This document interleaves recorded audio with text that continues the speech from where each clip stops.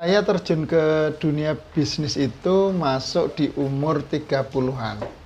Itu kan bisnis kan banyak ya Mas. Rata-rata gini, developer itu sebenarnya cuma jual tanah Mas.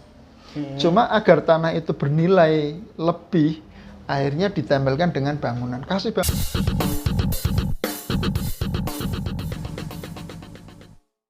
Oke.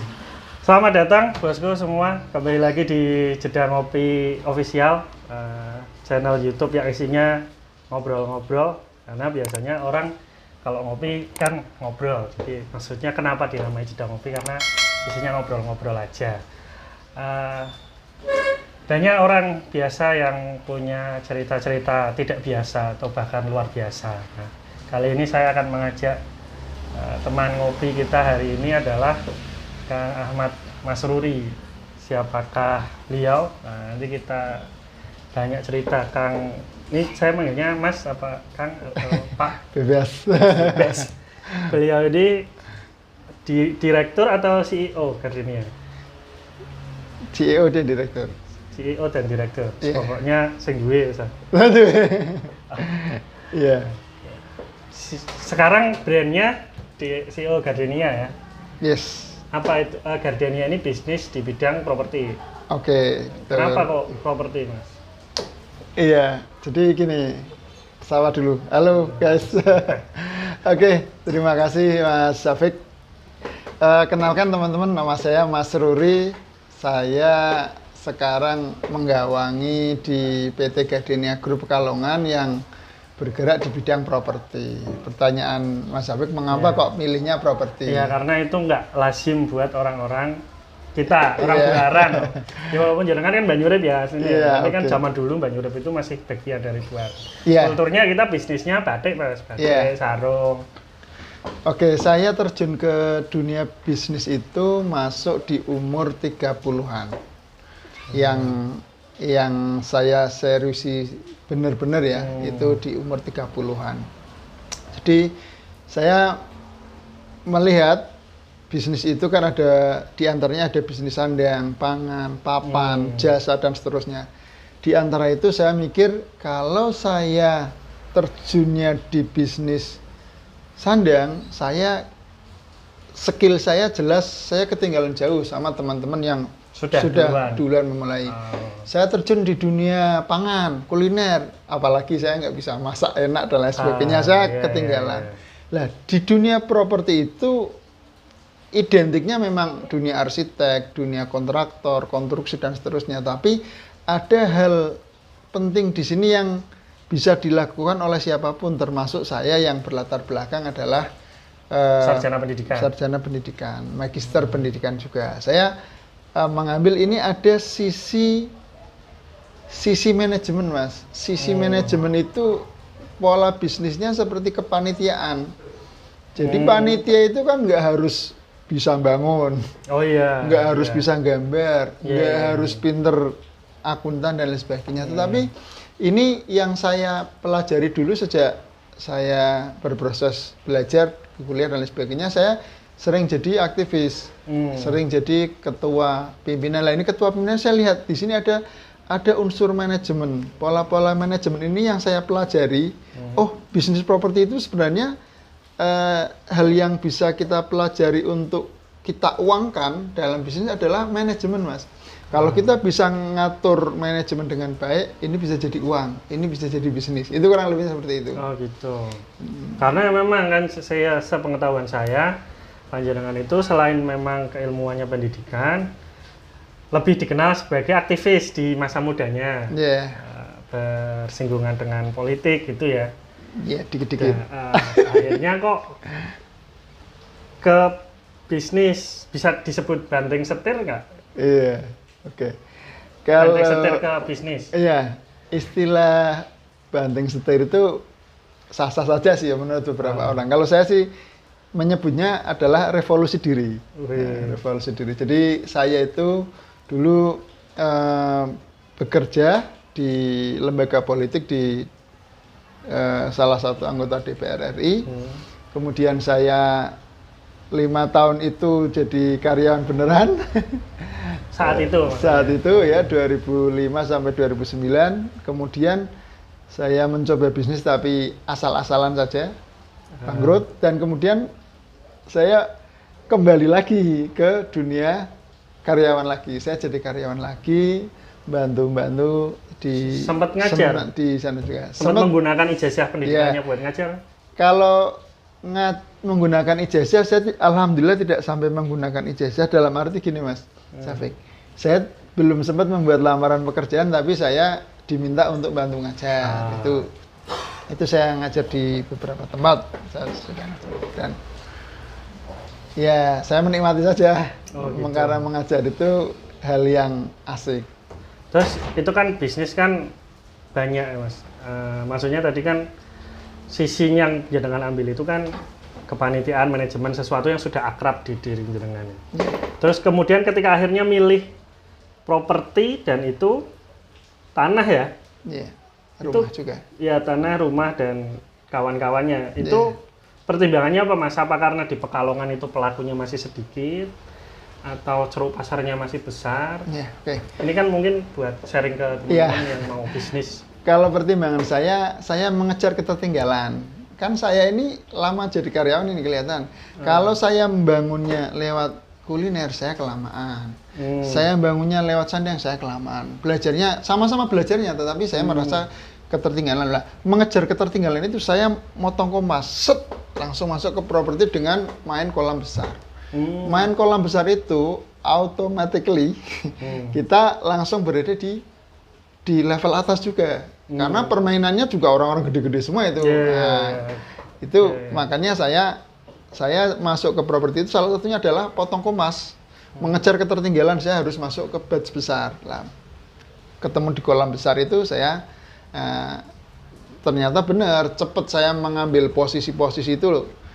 Langsung di atas, pertemanannya juga langsung dengan level-level atas. Itu karena salah satu. Memang kan ya kalau jual beli tanah dari dulu sudah ada, tapi kan dengan pola-pola lama ya, berarti maklar-maklar biasa lah gitu. Nah, kayaknya cuma jenengan ini yang orang sini asli lagi pula ya, dengan main core bisnis yang properti ini. Saat itu kondisinya kayak apa pas kondisi bisnis properti pada saat jenengan mulai itu? Jadi saya masuk di dunia properti saat itu sebenarnya tidak dalam kondisi bagus-bagus amat. Sempat bagus, habis bagus itu pasca itu sebenarnya sudah melandai, sudah santai, sudah grafiknya sudah datar aja sih. Tapi saya meyakini bahwa bisnis properti itu adalah bisnis kebutuhan. Masuk dalam kebutuhan primer manusia selama ada pernikahan, ada orang punya anak dan seterusnya, itu akan terus hidup. Nah, itu makanya saya ambil di dunia properti. Terus ini sedikit bocoran Mas, ciri khas properti yang hidup di Pekalongan itu gimana? Karena kan seperti itu ya, dalam awam saya kan banyak, ada apartemen, ada real estate misalnya, perumahan klaster, kemudian waktu jenengan ambil pertama kan cuma tanah ya, kapling tanah. Atau memang itu sih kemampuan pasar di sini atau? Jadi saya masuk tanah itu sebenarnya saya masuk kelas menengah. Menengah ke bawah sih sebenarnya. Jadi saat itu saya ketika masuk itu banyak orang beli tanah itu seringkali dipermainkan, kemudian dirugikan oleh penjual. Kadang beli sertifikatnya nggak jadi atau dan sebagainya lah. Itu saya mengambil pola itu, mengibaratkan itu orang beli tanah itu seperti membeli motor atau mobil di showroom. Nah, mereka beli tanah kafling ke saya itu seperti mereka nyaman membeli motor atau mobil di showroom juga. Nah, jadi saya mengambil inisiasinya, beli tanah di kami itu senyaman Anda beli kendaraan di showroom, dealer resminya. Nggak usah mikir soal sertifikat, nggak usah mikir soal itu dan lain sebagainya. BPKB pasti dibuatkan kalau motor kira-kira gitu ya.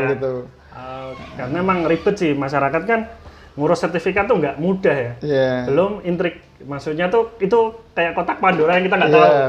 Syaratnya apa, ini jebul harus ukur dulu apa segala macam. Dan itu ditambah sebenarnya karena tidak semua tanah itu bisa dipecah Mas. Tidak semua tanah itu boleh dibeli. Ada tanah hijau, ada tanah kuning, zonanisasi ya, ada tanah merah. Kayak RT RW gitu. Betul. Lah tanah hijau itu tanah yang nggak bisa dibangun. Orang beli terus nggak bisa dibangun gimana? Terus nggak bisa dibangun tuh nggak boleh sama pemerintah. IMB nggak bakal turun. Karena itu peruntukannya hijau. Tapi yang bangun rumah kayak orang kampung kan nggak pakai IMB, Pak. Lah itu. Kalau IMB berarti otomatis nanti nggak bisa nyambung nanti ke perbankan. Perbankan nggak mungkin ACC misalkan jadi akunan. Gitu. Terus suatu saat perda itu diberlakukan bisa jadi dirobohkan seperti yang ada di Jakarta dan kota-kota besar. Jadi hak milik kita cuma nggak boleh dibangun itu jadinya kalau zona hijau tuh. Misalnya udah kadang dibeli. IMB itu apa zona hijau itu sebenarnya pemerintah mengatur, Mas. Tanah sekabupaten Pekalongan itu diatur. Ini untuk pemukiman daerah sini. Ini untuk pertanian daerah sini. Inilah itu zonanisasi itu dimaksudkan agar pertumbuhan penduduk, keseimbangan pakan dan lain sebagainya itu tercipta dengan bagus. Tidak semrawut seperti yang sudah kadung bablasan misalkan Jakarta misalkan. Sudah nggak bisa dikontrol untuk sementara daerah resapan harusnya 30%. Semuanya sudah dibangun semua ya wes banjir lah. Itu salah satunya saya terjun di dunia. Berarti semua tanah yang jenengan jual itu sudah dipastikan clear ya? Betul, lewat screening itu yang sangat ketat sekali. Jadi di awal. Nggak bakal misalnya, itu tanahnya di kaplingi kabeh sawah entek gitu. Karena sesuai zonasi tidak menyalahi. Betul, kami dari awal itu kami sudah mempertimbangkan aspek legalitas itu.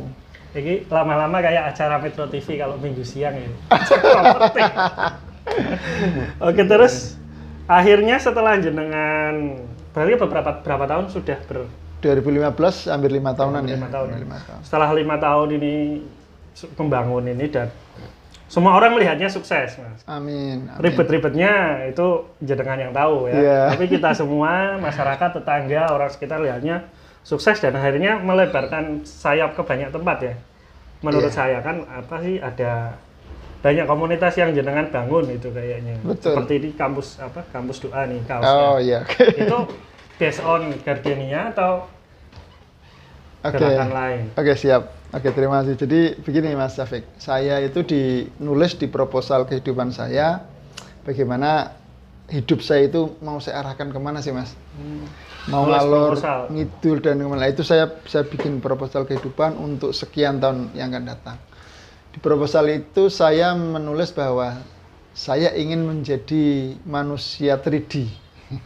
3D itu singkatannya D yang pertama adalah dakwah, D yang kedua adalah dagang, D yang ketiga adalah developer. Jadi 3D ini menjadi bidang yang saya jalani bersama-sama. Saya jalankan semuanya, developernya saya jalankan, dagangnya saya jalankan, terus dakwahnya juga. Dakwah ini alatnya apa? Alatnya kamus doa. Oh itu betul. Lebih untuk sisi dakwah. Betul. Bukan bisnis. Bukan. Jadi saya dengan kamus doa ini, makanya doa ini kan agak serempet-serempet ke sana. Walaupun kita serempetkan arti doa itu do and action gitu ya. Nah, jadi ini. Karena sebelumnya tak kira kamus doa itu kayak sekolah bisnis. Betul. Entrepreneur bisnis. Tapi dakwah sisinya. Tapi tidak hanya ilmu-ilmu bisnis yang diajarkan, itu di situ kenceng ngajarin riyadhah, ngajarin sholat 5 waktu, ngajarin tahajud, ngajarin zikir Quran dan lain sebagainya. Itu yang kita masukkan lewat sini. Jadi kita pengennya, kalau saya sendirian kan berat. Tapi saya dengan punya teman-teman kamus doa yang sekarang jumlahnya sudah 100-an lebih, alhamdulillah saya lebih nyaman. Ternyata teman-teman yang terjun di bisnis juga mereka, saya kosong Pak, saya ngejarnya omset, jenuh juga ketika misalkan kepentok ini, ngalor kepentok, akhirnya mereka beriadah juga happy. Ya, saya simpelnya, aku ngajak ngaji sama ngajak sholat, udah gitu aja, nggak sampai dakwah yang wah kedip-kedip tinggi dan lain sebagainya, enggak. Intinya sih kamus doa itu wadah wadah dakwah. Dan saya ketemu mitra founder yang sevisi Mas Faiz itu juga, saya setuju bro, ayo kita jalan bareng. Dan ini sudah berjalan 1 tahun. Kayaknya ada angkatan-angkatan gitu ya? Iya, ini sudah angkatan ke 1, 2, 3, sudah angkatan 78. Ke 7 atau ke 8? Iya, angkatan bukan 78. Bukan, ya. Angkatan ke 8. Berarti kalau orang nih, saya ikut kampus doa itu, nanti targetnya saya akan dilatih berbisnis dan beriadah. Sampai bisnis plan. Betul, semuanya gitu. Kita sampaikan. Dan yang terpenting lagi di situ kan ada networking, pertemanan yang akhirnya satu frekuensi.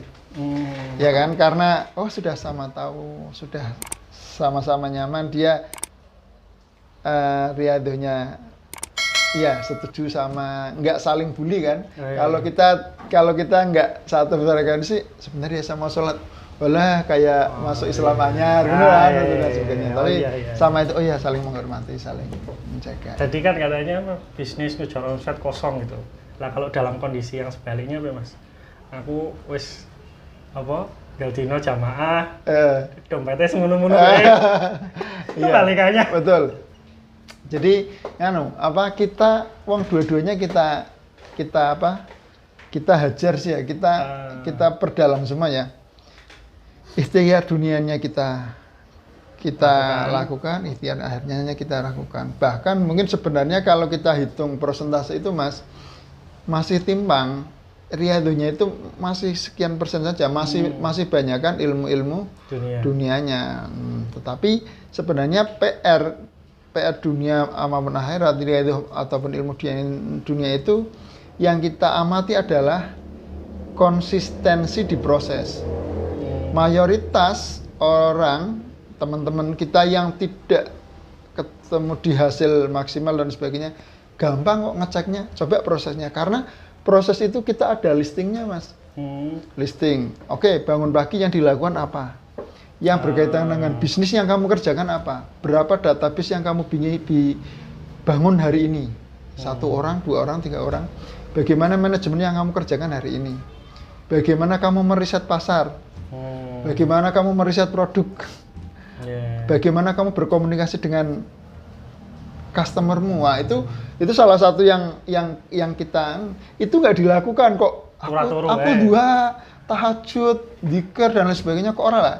Nggak apa-apa, saya cek aja listing sekian pekerjaan. Digital marketing pun isinya adalah itu Mas, checklist hariannya ada. Misalkan Facebook, Anda Facebook Anda untuk bisnis, pertemanan Facebook Anda apakah sudah satu frekuensi atau campur baur, isinya alay-alay. Cinta sejati, PT mencari cinta sejati. Semoga dan lain sebagainya. Misalkan ini mereka nggak nyambung sama Facebookmu, sama tujuanmu berFacebook, Instagrammu, follow-nya nyambung nggak sama itunya. Jadi memang itunya dikelola secara serius ya. Skala serius. Terus kalau sekarang anakmu, jadi selain ini Mas, selain 2 itu berarti masih ada lagi nggak aktivitasnya dengan selain Gardenia dan Kampus Doa? Gardenia, Kampus Doa, saya sama teman-teman sedang mengembangkan ini Mas. Saya mengembangkan kawin bisnis sebenarnya. Kawin bisnis antara peternakan, pertanian, perkebunan dengan properti. Ya, kalau orang-orang multi-sektor bahasanya. Sebenarnya masih pengembangan sih. Orang kan rata-rata gini, developer itu sebenarnya cuma jual tanah Mas. Cuma agar tanah itu bernilai lebih, akhirnya ditempelkan dengan bangunan. Kasih bangunan di atasnya. Akhirnya jadi bernilai mahal kan. Saya jual kafling saja, itu saya jual kayak jual mori Mas, putih. Iya, rano kayak polos lah. Polos. Lah kalau nggak ada apa-apanya, harganya segitu. Lah kalau saya mikir, saya kembangkan nanti kasih peternakan di atasnya, kawinkan sama peternakan, nanti menjadi pola bisnis baru. Wah, dia investasinya investasi tanah investasi bisnis juga akhirnya. Itu namanya kan properti peternakan, properti perkebunan. Saya nyari lahan yang masuk memenuhi syarat untuk dibikin perkebunan. saya bikin misalkan perkebunan sengon. Nah, jadi orangnya ketika punya tanah nanti juga sengonnya bertumbuh, berkembang. Sekian tahun panen, dapat sengonnya, kenaikan harga tanahnya juga dapat. Padahal kan karena sapling kan luasnya kalau ukuran ditanami pohon kan sedikit, Mas. Betul. Makanya saya sedang mencari formula terus ini, Mas, masih trial error. Yang tepat untuk tanah kafling itu tanamannya apa?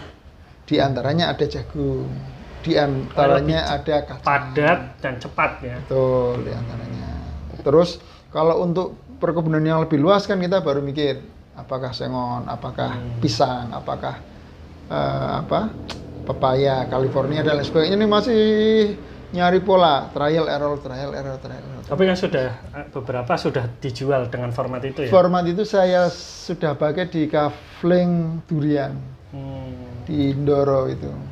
Terus kok kayaknya jualannya jenengan itu cepet habis. Padahal entah ini asumsi saya sih lihat dari luar, kayaknya yang beli juga teman-teman sendiri, maksudnya orang-orang sendiri, ya nggak sih? Oke, iya. Segmennya. Jadi gini, ini kan cara pandang dari luar ya. Jadi sebenarnya sama. Kami tidak jualan hari ini, habis hari ini sebenarnya tidak. Jadi yang kami bangun sebenarnya di awal adalah yang pertama market, yang kedua database.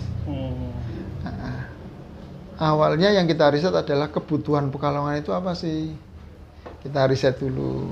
Kemampuan orang Pekalongan itu berapa sih untuk store, untuk ngangsur, untuk beli properti dan lain sebagainya. Jadi sistemnya angsuran ya? Ya, angsuran tanpa bunga. Itu yang kita praktekkan. Oh, ketemu Mas, polanya segini-segini ini. Udah habis itu baru jebret, di launching, dijual. Baru, orangnya seakan sudah semi inden itu. Oh iya. Jadi database yang dibangun, pasar diajak ngobrol dulu. Oh, kalau ngomong gini setuju, cocok Pak, saya mau lah. Sudah tes ombak itu ya. Betul, tes the water. Nek dalam politik uji publik. Uji publik, ya. Kira-kira kalau ini gimana tanggapannya? Oke, siap, mateng, panas, jeder gitu. Ya. Gitu. Itu salah satu yang kami gunakan. Selamanya benar enggak juga, kadang salah juga. Riset itu kan kadang meleset juga. Tapi ya biasa di dunia bisnis memang seperti itu, nggak ada yang pasti. Dan kalau orang lain maksudnya penonton ini mau berbisnis dengan cara yang sama atau di sektor yang sama, sekarang tuh di Pekalongan masih terbuka nggak sih ceruk pasarnya? Iya, oke. Sebenarnya untuk properti sampai kapanpun ya, insya Allah selalu terbuka. Cuma yang perlu teman-teman cermati adalah segmen yang benar-benar dibutuhkan. Banyak investasi yang tidak dibutuhkan, asal buka saja, gede, akhirnya mangkrak. Ya, teman-teman kalau misalnya mau ambil, di Pekalongan bikin apartemen ya nggak ada yang beli. Ya, kira-kira begitu. Seperti itu. Jadi orang Pekalongan itu sukanya megono kok dikasihnya pizza, gitu loh. Yo payu nggak? Yo payu, cuman yo nggak secepat jualan nasi megono. Kalau nasi megono paling langsung dimakan 4.000 kan, 4.000 2.000 sudah kenyang. Pizza 80.000 belum soal tes di lidah. Betul. Itu sama properti juga gitu, kurang lebih sama lah. Teman-teman kalau mau di properti juga silahkan. Ada segmen yang bisa dilakukan oleh siapapun di properti, yaitu di marketnya. Jadi ada irisan-irisan properti itu, bisnis itu. Yang pertama ambil di pemasarannya, marketingnya. Ada di flippernya. Flipper itu kulak Mas, bakul. Nah, kulak tuku didol. Nah, ini orang-orang dulu flipper itu bisa. Flipper. Kemudian yang ketiga developer. Developer itu produksi. Kulak tanah dibangun, dijual. Ini berat. Paling berat ya. Berat. Modalnya besar, ilmunya besar, energinya besar, ini serba besar. Terus yang terakhir adalah investor. Investor ini kalau teman-teman sudah punya bisnis baksonya ada 20 cabang, per bulan bisa save 30-40 juta lah. Ini jenengan jadi investor properti saja, beli simpan beli itu teman-teman sudah masuk di dunia properti. Nggak usah pusing mikirin bangun PT, mendirikan PT. Wah, teman-teman nanti akan ketemu singa-singa yang energinya lebih besar juga. Eman kalau teman-teman sudah punya bisnis pokok, terus bisnisnya harus ketarik semua ke ngurusi yang ini baru, sementara harus belajarnya dari nol. Jadi keempat irisan bisnis ini kalau teman-teman mau ambil, untuk pemula silakan kuasai market dulu. Teman-teman punya database 1.000, 2.000, 6.000 market, investor mau datang itu. Bukan marketing, bukan maksudnya market itu. Market itu ya marketing. Marketing juga. Betul. Sepenting iso adol. Iya. Orang di barang iso adol itu. Berarti punya calon pembeli yang banyak. Anda dipercaya, udah nanti bank datang loh, nanti orang kaya datang, Mas, tanah saya tolong dong dijualin, tolong kan dikelola itu. Ibaratnya ini ya, maklar terpercaya. Terpercaya. Dulu kan begitu, ibaratnya aku pak jual tanah kayak didol kayak baik, kayunan. Betul. Dan itu yang saya lakukan ketika memulai bisnis properti ini. Jadi teman-teman sekalian, saya terjun ke dunia properti itu startnya bukan dari mendirikan perusahaan dulu, bukan mendirikan PT dulu, tetapi yang saya lakukan adalah di Jakarta dulu, sambil saya jadi karyawan, saya bekerja di Era Realty di Tebet, Mas.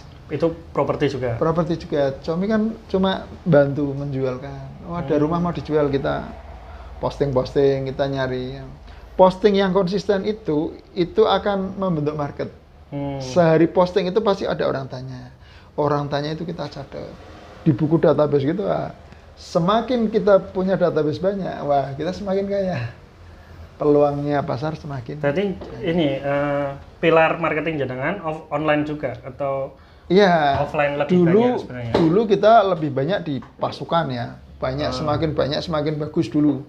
Tetapi era digital ini semakin bergulir, saya lebih menyederhanakan itu. Sekarang saya pakai tool-tool marketing digital online. Itu lebih efektif karena hampir semua orang pegang handphone. Dan interaksi pembelinya banyak? Banyak. Daripada mungkin kalau sekarang kita mau jual tanah door to door kemana? Iya, apalagi misalkan mungkin pakai selebaran pinggir jalan, nodok itu ikut bisa pameran, jadi ikut pameran mungkin masih bagus ya, karena nanti akan ada komunikasi. Berarti yang datang itu ya orang yang memang butuh ya, bukan iseng. Tapi kalau brosur di pinggir jalan kan orang nggak perlu dikasih. Kan. Jadi itu saya sah-sah saja semuanya, nggak ada teori bisnis yang paling benar, nggak ada ya. Semua punya plus minusnya masing-masing, dan ini yang saya hadapi, yang saya alami, dan mungkin beda dengan teman-teman lain yang punya bisnis sejenis dengan saya. Tuh. Oke. Ini terus terakhir nih Mas. Tadi nyinggung proposal kehidupan ya. Iya. Proposal kehidupan setelah ini kalau boleh dibocorkan ingin apa? Ya, saya setelah bisnis ini sudah cukup merajai lah untuk level Pekalongan. Amin. Karena kabupaten, maksudnya sudah leading di sektornya. Iya. Ya kalau mau cari yang lebih kaya sih masih banyak. Pastinya kan begitu, Mas. Iya. Maksudnya setelah itu apa ini setelah ini? Oke, yang saya bangun adalah sebenarnya saya mempersiapkan pensiun, Mas. Pensiun dini. Betul, dini atau enggak terserah. Karena katanya kata dosen saya, orang-orang jangan tahu benar apa enggak, orang-orang Eropa itu mereka cita-citanya umur 35 pensiun katanya. Mau jalan-jalan keliling dunia. Kalau kita kan orang buaran. Jadi maksud apakah ya dimaksud pensiun itu kayak gitu juga? Oke. Yang ingin saya bangun, saya kerja keras mungkin di beberapa tahun ini sampai beberapa tahun ke depan, itu sebenarnya saya membangun aset untuk menuju nganggur produktif. Nganggur produktif. Walaupun artinya nganggur produktif, pekerjaan nanti bagaimana saya membuat bisnis-bisnis baru atau itu plasma yang kita sebar. Pinginnya sih hampir semua di sandang, pangan, papan ada. Oh gitu. Nah, karena itu kan berkaitannya dengan kecepatan cash flow, Mas. Kalau sandang itu bulanan, kalau pangan itu harian, kalau tahunan itu kan properti. Kalau kita punya bisnis di 3 ini, setidaknya kan kita ada sandang, pangan, papan, kita sudah punya toolnya ya. Toolnya, terus sistemnya kita upgrade terus agar menjadi autopilot. Kalau sudah autopilot kan seperti Indomaret, Alfamaret, kitanya nggak usah nongol siapapun aja orang. Nah, itu menjadi passive income kita kemanapun, misalkan kita mendedikasikan diri untuk sosial, untuk agama, mau ke masjid, mau ngaji, mau apa kemana dan lain sebagainya. Tetapi bagaimana independen secara ekonomi cukuplah untuk keluarga, untuk anak dan sebagainya. Cukup. Bahasanya tuh selesai dengan diri sendiri. Selesai dengan diri sendiri. Entah siapa itu. Bahasa siapa? Jadi mungkin itu kenapa kayaknya kayak grup-grup bisnis besar itu selalu punya sektor di 3 itu ya. Misalnya CT. Makanan ada yang kecil-kecil kayak Solaria, bakso bujangan, itu kan CT. Yang tadi bulanan sandang ada. Metro gitu kan. Carrefour-nya itu bulanan mungkin ya. Terus yang tahunannya ya dia bikin apartemen, bikin kluster perumahan di mana gitu. Jadi itu 3 hal yang ini ya sangat saya kalau dengar tuh public goods termasuk ya sesuatu yang memang dibutuhkan kita sehari-hari itu semuanya gitu ya. Oke, mungkin itu dulu yang bisa kita obrolkan. Semoga, terima kasih Kang Ruri, semoga sama-sama obrolan hari ini ada ya, walaupun anggaplah didengarkan sambil rebahan gitu, tapi adalah inspirasi sedikit ya. Ternyata bisnis itu seperti itu, mempersiapkan bisnis itu nggak boleh setengah-setengah dan harus dirancanakan dengan rigid ya. Karena tadi seperti tadi pagi ngapain, siang ngapain, posting berapa segala macam. Terima kasih Kang Ruri atas kesempatannya. Mungkin setelah ini kita bisa ngopi-ngopi lagi dengan topik-topik pembicaraan yang belum diulas di sini atau sudah diulas tapi nanti kita perdalam. Terima kasih sekali Kang Ruri di kantornya beliau ini, kantornya Gardenia Group di Buaran. Silahkan teman-teman kalau mau cari tanah ya. Cari tanah sama cari lemah beda Mas. Nek lemah tanah uruk tuh bahasanya apa? Tuku lemah.